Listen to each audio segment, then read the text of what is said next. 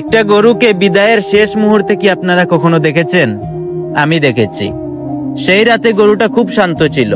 অন্য রাতের মতো চিৎকার করেনি, তেমন একটা দড়ি টানাটানি করেনি। শুধু ধীরে ধীরে অল্প একটু খাবার খেয়েছিল আর অল্প একটু পানি।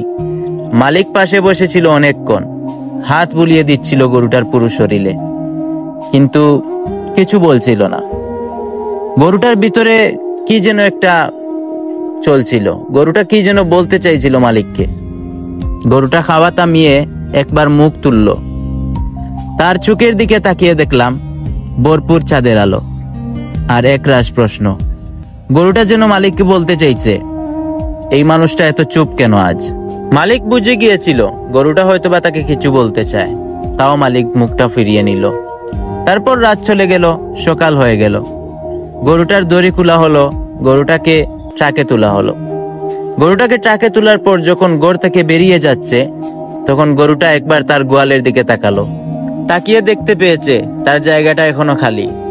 তার গতকালকের খাবার এখনো পড়ে আছে অর্ধেকটা। কিন্তু গরুটা কিছু বলতে পারেনি, কারণ সে তো বোবা। আস্তে আস্তে বিদায় নিল, তাকে হাটে তোলা হলো। তারপর গরুটাকে কোনো একজনের কাছে বিক্রি করে দেওয়া হলো। শেষ বিদায়েও গরুটা একবার মালিকের দিকে তাকিয়েছিল। তখন তাকিয়ে দেখে তাকে বিক্রি করার টাকাটা গুনা হচ্ছিল। তাই হয়তোবা গরুটা অভিমান নিয়ে চুপ হয়ে গেল। আর এটাই ছিল গরুটার শেষ বিদায়।